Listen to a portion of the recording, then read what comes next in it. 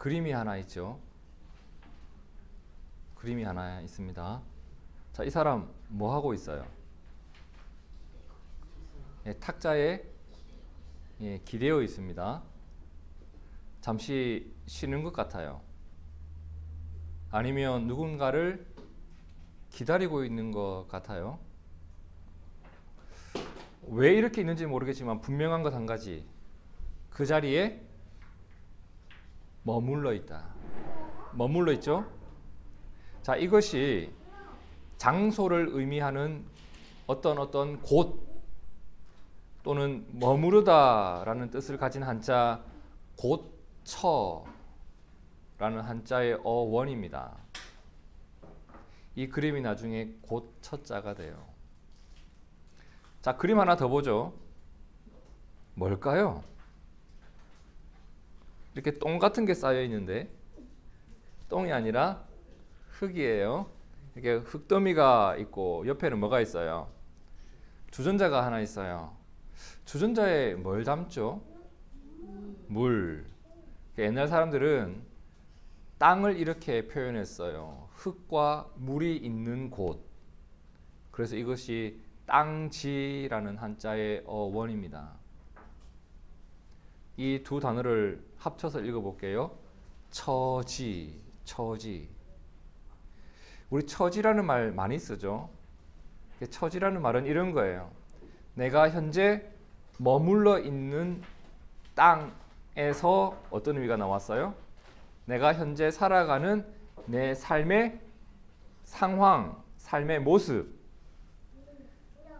내가 지금 놓여 있는 나의 형편, 이런 뜻을 가진 말이 된 거예요. 처지, 영어로 situation이라고 할 수 있겠죠, 그죠? 사람은 누구나 내가 현재 머물러 있는 자리가 좋아지기를 원하고 있습니다. 그죠? 나의 처지가 좋아지기를 원한다는 거예요. 그리고 내가 더 나은 처지에 올라가기 위해서 노력하면서 살아갑니다. 그죠? 더 나은 처지를 얻고 싶어 해요. 그런데 우리의 삶이 내가 계획한 대로 나의 바람대로만 되던가, 이렇게 하면 나의 처지가 좋을 것 같아서 열심히 했는데 내 뜻대로 항상 좋은 처지에 내가 놓여지게 되든가, 항상 내 뜻대로 되든가요? 그렇지 않더라는 거예요. 우리의 처지는 계속 오르락 내리락 오르락 내리락 오르락 내리락, 그리고 그 처지에 따라 나의 기분도 오르락 내리락 오르락 내리락 오르락 내리락. 여러분 안 그러세요? 꼭 저만 그런 것 같네요. 저는 그래요. 내 처지에 따라 내 감정도 바뀌고 내 표정도 바뀌고 심지어 내가 쓰는 언어도 바뀌고, 그렇지 않던가 은선아? 너의 처지에 따라 바뀐단 말이야. 예. 감정도. 이 모든 것이 나의 처지의 영향을 받아요. 나는 나의 처지의 영향을 받으면서 살아가고 있어요. 나에게 남들이 부러워할 만한 일이 일어났다. 어깨에 어떻게 돼요? 뽕이 들어갑니다. 그죠? 남들이 비웃을 만한 일이 나에게 일어났다. CM을 쳤는데 빵점을 받았다. 볼링공을 던졌는데 똥통에 빠졌다. 어때요? 부끄러워지는 거죠. 나의 처지가 이전보다 좋아지면 만족을 느끼고, 이전보다 나빠지면 우리는 고통을 느껴요. 부끄러움을 느끼고. 이게 자연스러운 거예요. 누구나 다 그렇게 살아가요. 그런데 성경에 보니까 이런 말씀이 있더라는 거예요. 자, 빌립보서 4장 11절과 12절을 우리가 세번역 성경으로 함께 읽어봅시다. 시작. 나는 어떤 처지에서도 스스로 만족하는 법을 배웠습니다. 나는 비천하게 살 줄도 알고 풍족하게 살 줄도 압니다. 배에 부르거나 굶주리거나 풍족하거나 궁핍하거나 그 어떤 경우에도 적응할 수 있는 비결을 배웠다고 해요. 이게 정상은 아닌 거죠. 그러니까 어떤 사건이 일어난 사람의 고백이에요.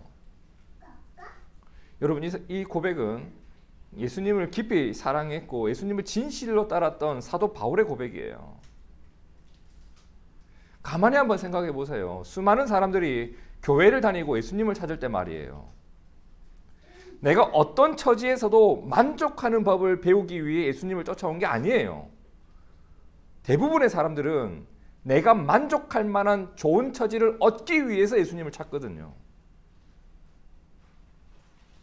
어떤 경우에도 적응할 수 있는 비결을 간직하고 살아가는 것이 아니라 그저 내가 좋은 처지 속에서 살아가기 위해 혈안이 되어서 예수님을 쫓는 사람도 있단 말이에요.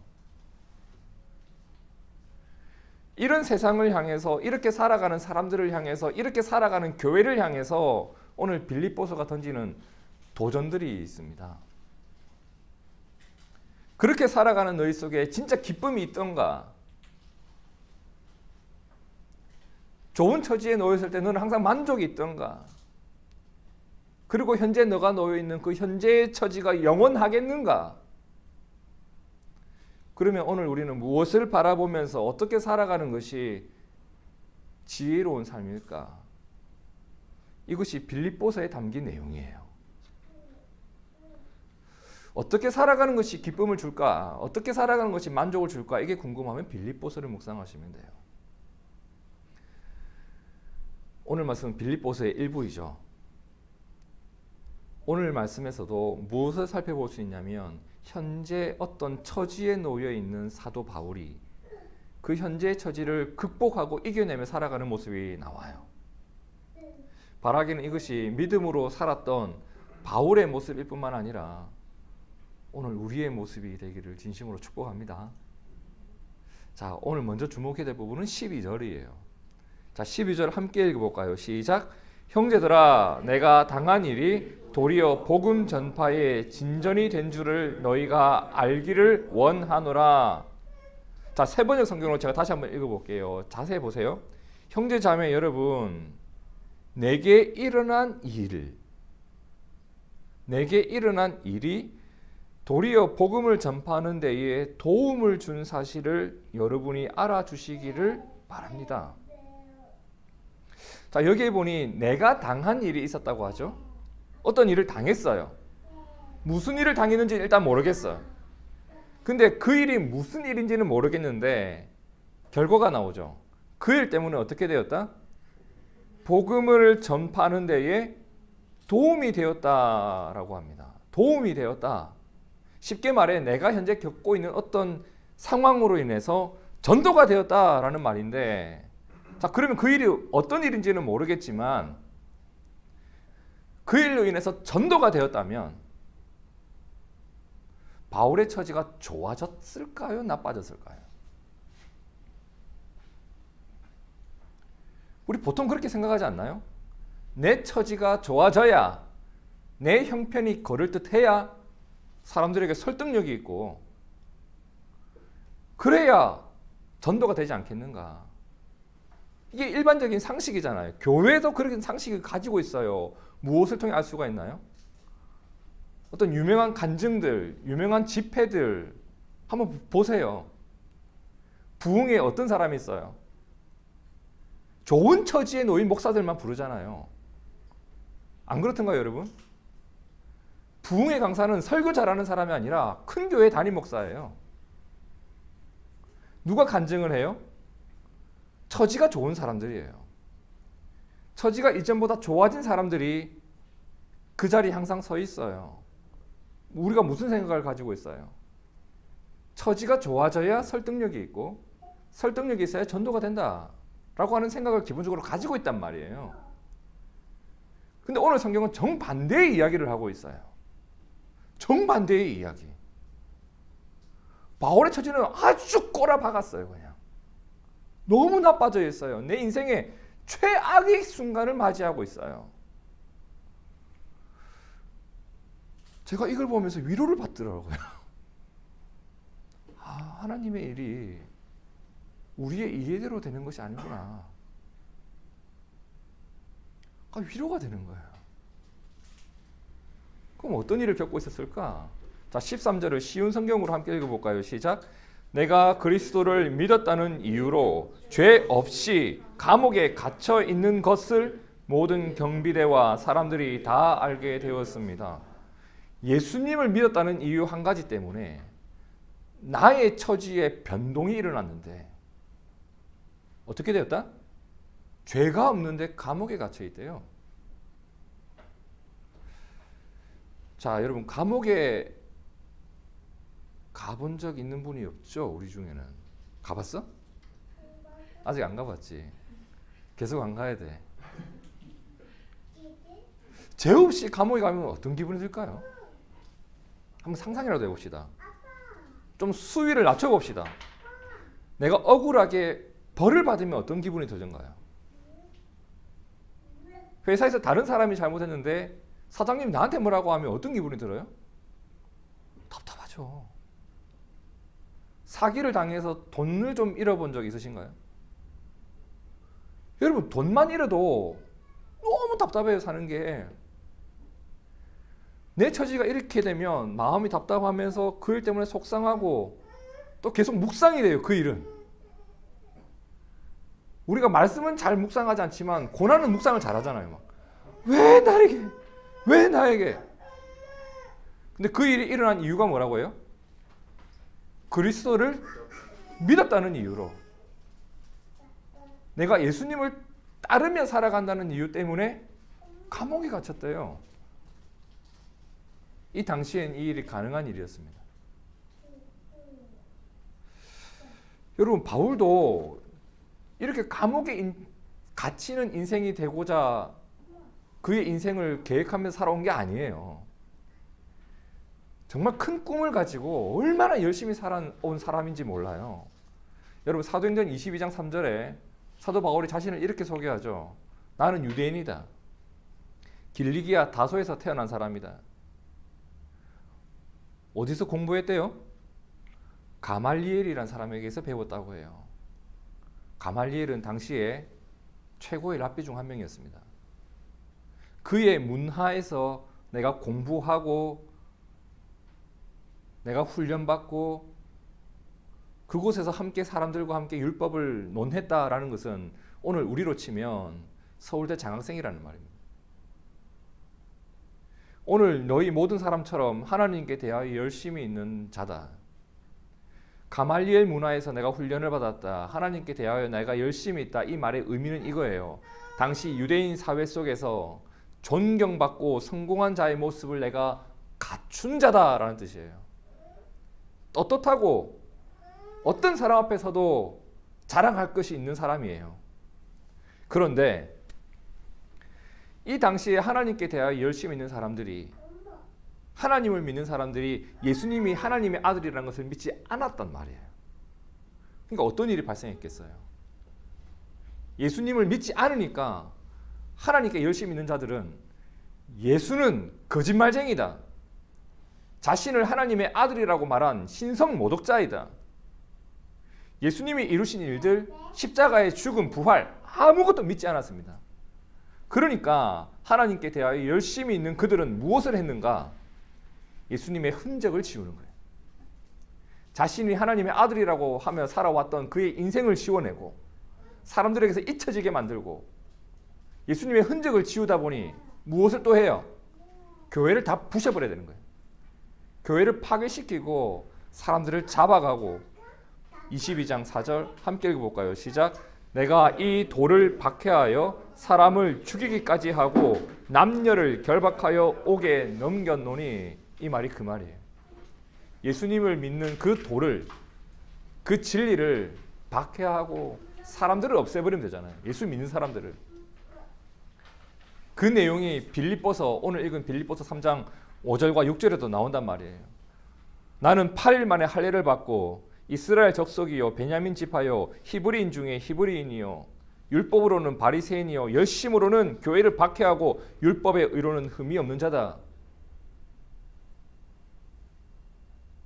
유대인 사회 속에서 정말 열심히 살아온 사람이에요. 사람들에게 인정받는 사람이었단 말이에요. 이렇게 살 때는,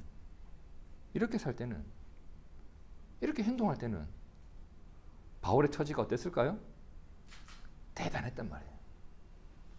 바울이란 사람이 입지가 아주 굳건했단 말이에요.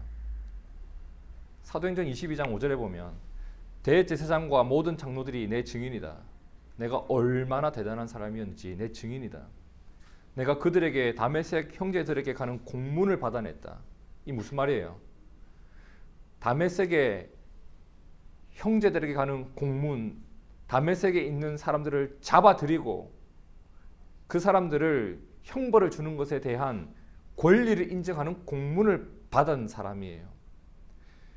거기 있는 자들도 결박하여 예루살렘으로 끌어다가 형벌받게 하려고 발버둥 치던 게 바울의 모습이었다는 거죠. 권력과 영향력이 있는 사람이었고 유대인 사회에서 성공한 사람이었습니다. 처지가 좋았다는 거예요. 그런데 한 사건이 일어납니다. 이 사람이 예수를 믿은 거예요. 그 놀라운 사건은 여러분이 성경을 통해서 보십시오. 바울도 예수를 믿었다. 이 말은 세상에 예수 믿지 못할 사람이 없다. 그 정도로 충격적인 사건이에요, 사실은. 이 사람이 예수님을 믿고 나서 예수님이 나에게 베푸신 은혜를 알게 되었고 예수님이 나를 위해 행하신 일들을 믿게 되니까 이제 내 삶의 방향이 바뀐 거예요. 교회를 박해하던 자에서 교회를 세우는 자로, 복음을 지우던 자에서 복음을 전하는 자로 내 삶이 전환이 됩니다. 그렇게 살아가고 있는데 어떤 일이 일어났다? 빌립보서 1장 13절 다시 읽어봅시다. 시작. 내가 그리스도를 믿었다는 이유로 죄 없이 감옥에 갇혀 있는 것을 모든 경비대와 사람들이 다 알게 되었습니다. 내가 누군가를 가두었던 것처럼 이제 내가 갇히게 돼버린 거예요. 내가 누군가를 박해했던 것처럼 누군가가 나를 박해하고 있는 거예요. 답답한 일이 펼쳐진 거예요. 바울을 아는 누군가는 그러지 않았을까요? 아니, 저거 예수 믿고 저렇게 된 거야. 꼬라지 좋다. 그 감옥에서 쪼다 같은 놈 새끼. 어쩌다 저래 됐을까 저거. 예수 때문에 인생 망한 거야 저거. 정말 예수 믿고 인생 쫑치는 거 한순간이네. 이렇게 말하는 사람이 얼마나 많았겠어요. 그런 말 들으면 어때요 여러분? 마음이 무너져요. 내가 힘 있는 자에서 힘 없는 자가 되었어요. 감옥에 가두던 자에서 감옥에 갇힌 자가 되었어요. 내 처지가 이렇게 바뀌었어요. 이유는 한 가지. 예수를 믿었다는 거예요. 여러분, 내 처지가 이렇게 어려워지게 되면 보통 사람들에게 일어나는 어떤 반응이 있어요. 믿음의 효용성. 믿음의 효용성에 대해서 의심이 생겨요. 쉽게 말해서 믿음의 쓸모, 믿음의 가치. 아니, 내 처지가 예수님을 믿고 이렇게 되네? 믿음 어디다 써? 이런 의심이 생기게 된단 말이에요. 예수님은 내가 그렇게 힘들 때, 예수님은 내가 이런 일을 겪을 때 도대체 어디서 뭘 하고 계신 거지? 근데 여러분, 빌립보서에서 그런 처지에 놓여 있는 바울이 줄줄줄줄 이야기를 풀어가는데 그 어떤 상황 속에서도 의심하는 내용이 보이지를 않아요. 오히려 그 상황 속에서 그가 주목하고 있는 것이 있었는데, 자 14절을 자세히 보세요. 주님 안에 있는 형제자매 가운데서 많은 사람이 자 무엇 때문에? 내가 갇혀 있음으로 말미암아 어떻게 되었다? 더 확신을 얻어서 하나님의 말씀을 겁 없이 더욱 담대하게 전하게 되었다라고 합니다. 여러분 잘 보세요. 이 일은 내가 감옥에 갇히기 전에는 일어나지 않았던 일이에요. 감옥에 갇힌 이후에 일어난 일이에요. 어떤 일이? 사람들이 더 확신 속에서 두려움 없이 담대하게 하나님 말씀 붙잡고 살아가고 그 말씀을 전하며 살아가더라요. 여러분 저도 이런 일을 많이 겪어요. 목사가 항상 좋은 상황만 있으면 사람들이 이렇게 안 살아. 목사가 어려워하면, 목사가 무너지면 더 똘똘 뭉치는 교회 모습을 볼 때도 있더라는 거예요. 선교지에서 흔하게 일어나는 일이에요. 선교사님이 막 잘 먹고 잘 살고 돈 더 많아지고 막 옷이 바뀌고 이랬을 때 사람들이 그 선교사님을 따르는 게 아니라 그곳에서 순교했을 때, 고난을 당할 때 그곳에서 교회가 일어나는 모습 많이 봐요. 바울이요, 이렇게 어려움을 당하고 있을 때 이런 일이 발생해요. 근데 이 일이 어떤 일이었냐면 바울이 그토록 꿈꿔오던 교회의 모습이었거든요. 이러한 모습을 이뤄내기 위해서 정말 노력을 했는데 어떻게 해도 빌립보 교회가 그렇게 성장하지 못했는데, 아니 내가 감옥에 갇히니까 이 일이 일어난 거예요. 생각하지도 못했던 일이야. 내가 하나님께 받은 사명이 뭐였냐면 이렇게 살아가는 교회를 세우는 것이 그의 사명이었는데, 밖에서 내가 열심히 노력할 때는 이 일이 일어나지 않았는데 희한하게 내가 감옥에 갇히고 나니까 이 일이 완성이 되는 거예요. 그냥. 그래서 이 일을 보면서 그가 고백했던 것이 18절의 내용이에요. 그러면 무엇이냐? 거칠애로 하나 참으로 하나 무슨 방도로 하든지 전파되고 있는 것은 그리스도다. 이로써 나는 기뻐하고 또한 기뻐하리라. 진짜 기뻤던 거예요. 내 처지는 별로예요. 생각해 보세요. 감옥에 가는 게 어떻게 기쁜 일이에요. 내 처지는 별로야 지금. 근데 이렇게 어려운 때에 누군가는 다툼을 일으키고 있어요. 교회에서. 바울 없으니까 잘 됐다. 치고받고 싸우자 이제. 어떤 사람 나쁜 짓을 하기도 해요. 교회 안에서. 근데 이 상황 속에서 어떤 일도 있었다? 예수님이 전해지고 있고 사람들에게 복음이 흘러가고 있었다. 근데 이것 때문에 내가 기뻐하겠다는 거예요. 제가 여기서 놀라기도 하고 너무 많이 반성을 했습니다. 여러분 자세히 보세요. 바울은요, 자신의 처지만을 놓고 삶의 희노애락을 결정하지 않아요. 나의 처지와 교회의 처지와 하나님 나라의 처지를 동시에 바라보면서 내 처지는 이러하나 나를 둘러싼 하나님 나라의 처지가 이렇게 좋아지고 있으니 하나님 저 이것 때문에 만족했습니다. 나는 갇혔지만 내가 사랑하는 교회가 담대하게 되어졌고, 나는 갇혔지만 복음은 갇혀있지 않더라. 물론 나의 갇힘은 답답하죠. 하지만 이 일로 인해서 이루어져 가는 일도 분명히 있더라. 그리고 그 일을 보니까 나의 마음이 진실로 기쁘더라. 이게 바울의 믿음이고 고백이었습니다. 그러면 나는 감옥에 계속 있어도 되나? 아니요. 바울은 또 이런 믿음이 있었단 말이에요. 어떤 믿음?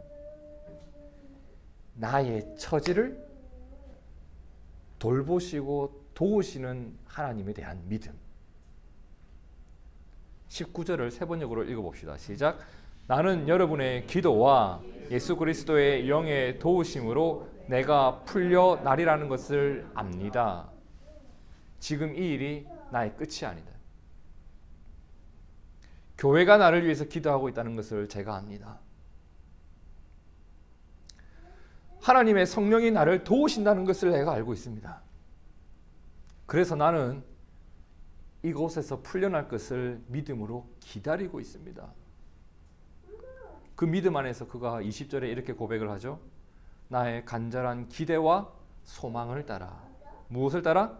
나의 간절한 기대와 소망을 따라 아무 일에든지 부끄러워하지 않겠습니다.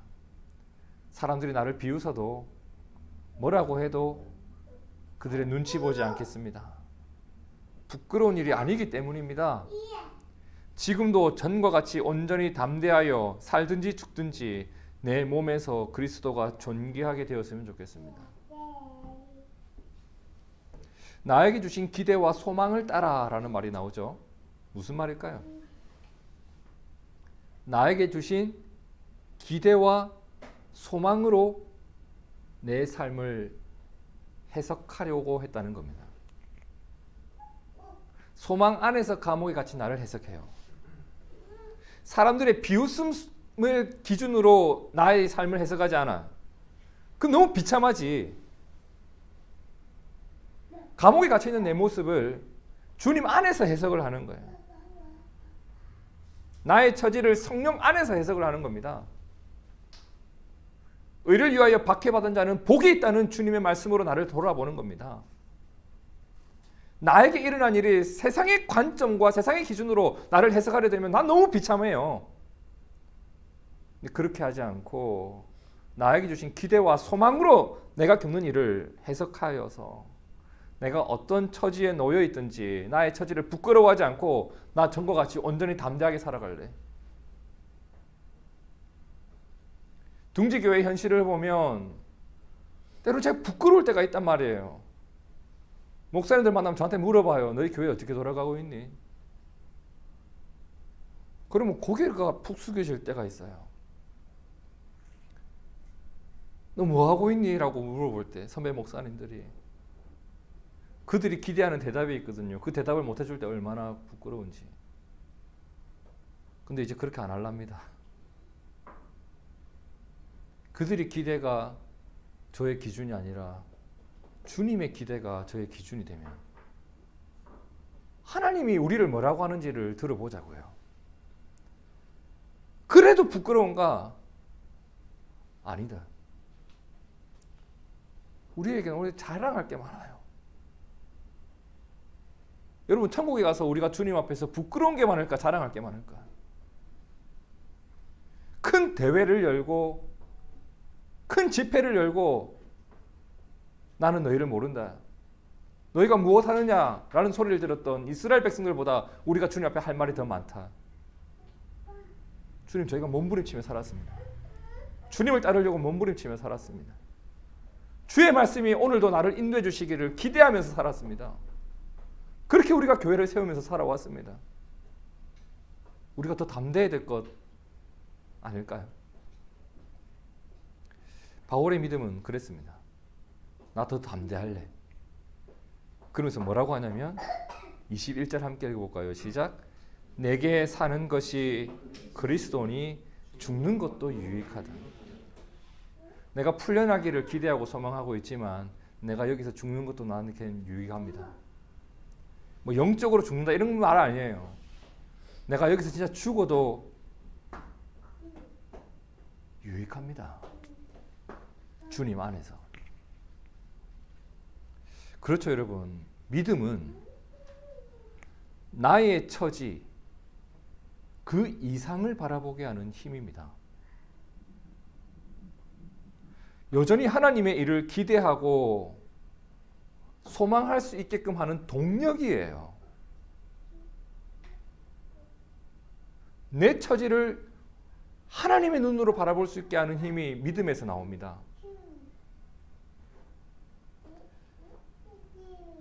나의 처지뿐만 아니라 그 처지 가운데에서 하나님의 일을 바라보고 있었다. 그렇게 살았던 사도 바울이 고백했던 것이 아까 우리 처음에 읽었던 빌립보서 4장 11절과 12절이에요. 함께 다시 한번 읽어볼까요? 시작. 나는 어떤 처지에서도 스스로 만족하는 법을 배웠습니다. 나는 비천하게 살 줄도 알고 풍족하게 살 줄도 압니다. 배부르거나 굶주리거나 풍족하거나 궁핍하거나 그 어떤 경우에도 적응할 수 있는 비결을 배웠습니다. 그 비결이 뭐예요? 여전히 하나님의 일을 기대하고 소망할 줄 아는 것. 그리고 내가 주님 안에 있다면 내가 어떤 처지에 놓여 있든지 그 처지를 가리켜 사람들이 뭐라고 말을 하든지 간에 내 앞에 주님이 있으면 그거 한 가지 때문에 나는 안전하다. 이 믿음이 비결이에요. 내 앞에 주님이 있는데 굶주림이 나의 근심의 이유가 되나? 내 앞에 주님이 없는데 배부름이 만족의 이유가 되는가? 우리가 세상이 아니지 않는가?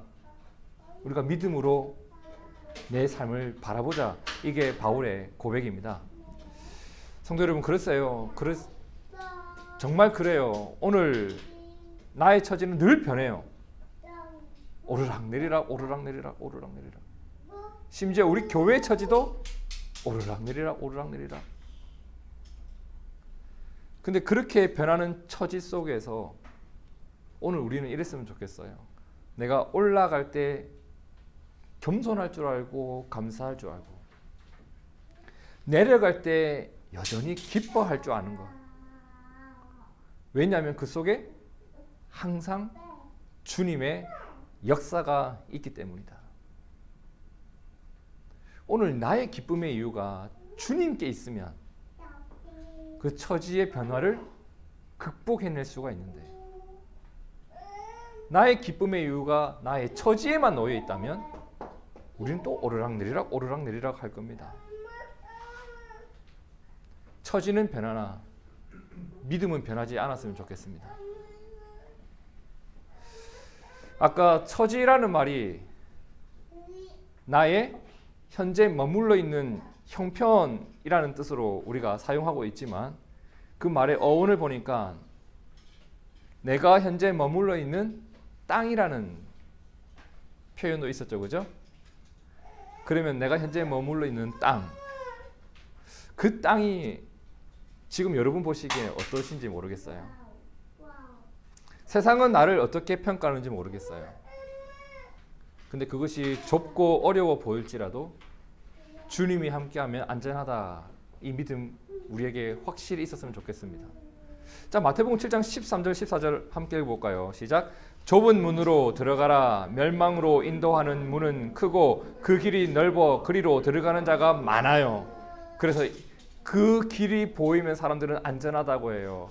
하지만 우리가 생각해야 될 것은 이거예요. 생명으로 인도하는 문은 좁고 길이 협착하지만, 찾는 자가 적지만, 사람들은 비방하고 비웃겠지만 그곳엔 주님이 있다. 세상이 나를 비웃는다고 할지라도 주님이 나를 비웃지 않는다면 그것이 정답입니다. 오히려 그렇게 주님을 따르고 그렇게 주님을 의지하는 삶의 처지 가운데 그 땅 한복판에 주님이 꽃을 심으시고 그 꽃을 피우시고 열매를 거두게 하실 것을 우리는 믿습니다. 나의 처지 속에 소망이라는 꽃이 피어났으면 좋겠습니다. 지난 한 주 정말 많은 생각 속에서 살았습니다. 시간과 장소를 옮겨야 하는 우리 교회의 처지를 생각하면서 우리 성도들의 처지를 한 사람 한 사람 되뇌어 보면서 또 저의 개인적인 처지를 또 되뇌어 보면서 참 많은 생각을 하고 있었습니다. 주님, 우리가 이런 처지입니다. 그런 저에게 주님이 주신 말씀이 뭐였는가?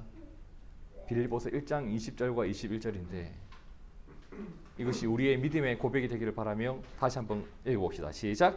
나의 간절한 기대와 소망을 따라 아무 일에든지 부끄러워하지 아니하고 지금도 전과 같이 온전히 담대하여 살든지 죽든지 내 몸에서 그리스도가 존귀하게 되게 하려 하나니 이는 내게 사는 것이 그리스도니 죽는 것도 유익함이라.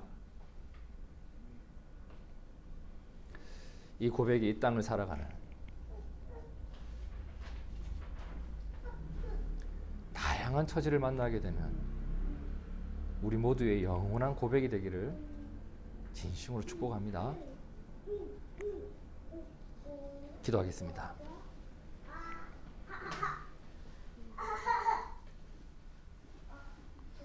주님, 우리가 놓여 있는 처지는 늘 변하나 주님은 변치 않으시고 나의 처지는 올라갈 때도 있고 내려갈 때도 있으나 주님은 늘 우리와 함께하고 계셨습니다.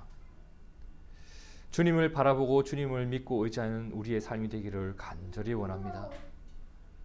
그 믿음이 처지를 극복하는 힘이 될 것이며 나의 현재 처지 속에서 하나님의 일이 이루어지는 것을 바라볼 수 있는 능력이 되리라 믿습니다. 오늘 우리가 믿음으로 살며 그 믿음이 오늘 나의 삶을 이끌어가는 힘이 되며 내 삶을 해석하는 안경이 되며 내 삶을 능력 있게 하는 하나님의 통로가 될 줄로 믿습니다. 오늘 우리가 믿음으로 살며 내 안에 그리스도를 모시고 살아가는 만족과 즐거움 속에서 살아가게 하여 주옵소서. 우리의 처지가 올라갈 때도 있고 내려갈 때도 있으나 언제나 주님을 따르는 자가 되기를 원하오며 나의 처지가 나쁠 때도 있고 좋을 때도 있으나 언제나 주님의 일 때문에 기뻐하는 우리가 되기를 구합니다. 변치 않는 기쁨과 평안이 우리 속에 흘러가게 하옵소서. 그리고 그 복음의 능력을 사람들에게 전하는 우리가 되게 하옵소서. 그런 우리 교회가 되게 하옵소서. 우리의 길을 인도하시는 살아계신 예수님 이름으로 기도하옵나이다. 아멘.